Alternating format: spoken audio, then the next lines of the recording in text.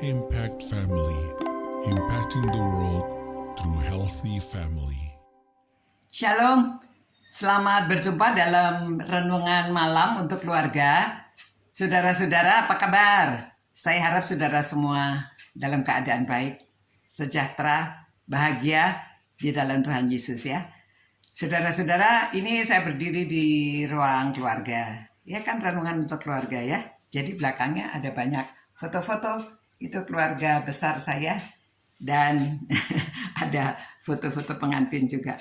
Saudara-saudara, Tuhan Yesus memberi perumpamaan untuk kerajaan sorga dengan perumpamaan tentang persiapan, ya, persiapan yang penting supaya berjaga-jaga karena tidak tahu kapan Tuhan Yesus akan datang. Jadi diumpamakan seperti pengantin Yahudi. Jadi pengantinnya itu, pengantin perempuan sudah siap di rumah menunggu kapan pengantin pria akan datang. Jadi mesti standby. Lalu tamu-tamunya juga ada yang menunggu di luar, tunggu waktu, mengiring waktu pengantin prianya datang. Jadi orang yang menunggu harus siap-siap. Diumpamakan seperti ada 5 gadis yang bijaksana dan 5 gadis yang bodoh.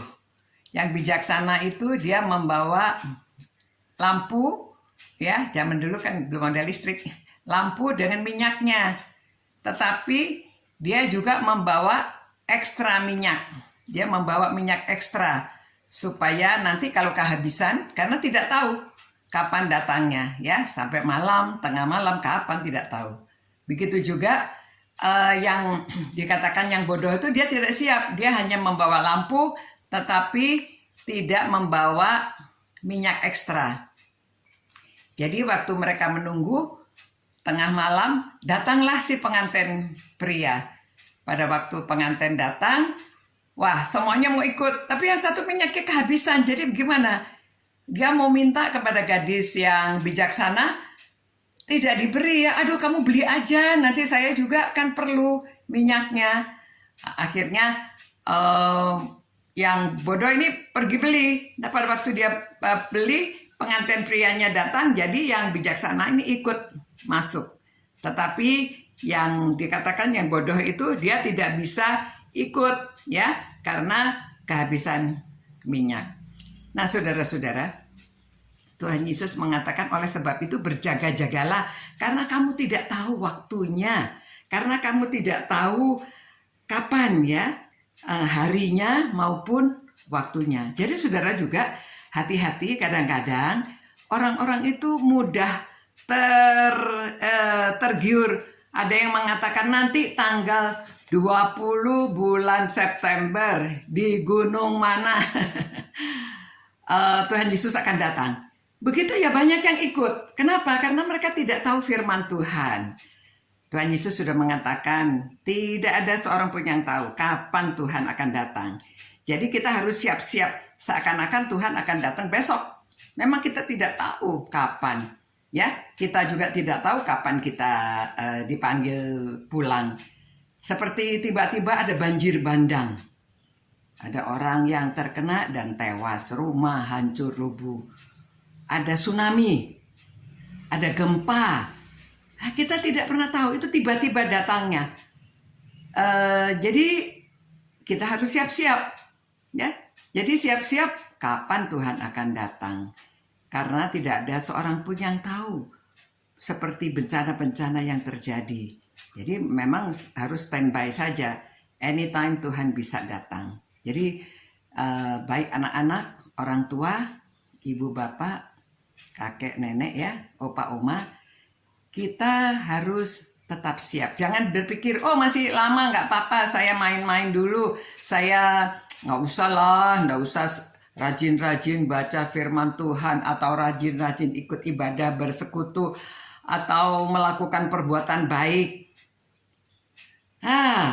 Ya kita tidak tahu kapan waktunya. Jadi kita harus bersiap kapan saja. Jangan sampai kita terlena. Kita ada Roh Kudus yang memimpin kita. Jadi saudara-saudara yang sudah terima Tuhan, Roh Kudus memimpin saudara, saudara harus peka. suka berdoa dan selalu merasakan pimpinan Roh Kudus. Jangan sampai kita mengambil keputusan-keputusan yang salah karena merasa masih lama hidup ini, masih lama Tuhan datang. Jadi kita mesti siap seakan-akan besok Tuhan akan datang. Jadi tetap melakukan perbuatan yang menyenangkan hati Tuhan dan kita setia melakukan perbuatan-perbuatan yang berkenan kepada Tuhan, menyenangkan hati Tuhan. Begitu ya saudara-saudara. Mari kita mengucap syukur pada Tuhan karena firman-Nya mengingatkan kita. Terima kasih Tuhan atas firman-Mu yang mengingatkan supaya kami bersiap-siap seperti gadis yang bijaksana. Kami bersiap-siap kapan saja Tuhan akan datang. Supaya kami tidak jatuh dalam cobaan untuk ikut dunia ini. Terima kasih Tuhan, pimpinlah kami. Demi nama Tuhan Yesus kami berdoa dan mengucap syukur. Amin. Ya, tetap cinta Tuhan, cinta firman-Nya, dan supaya kita bisa cinta sesama, karena itu yang menyenangkan hati Tuhan. Oke, selamat malam. Tuhan memelihara saudara, Tuhan menjaga saudara. Sampai kita berjumpa pula di lain kesempatan. Ciao. Impact Family, impacting the world through healthy family.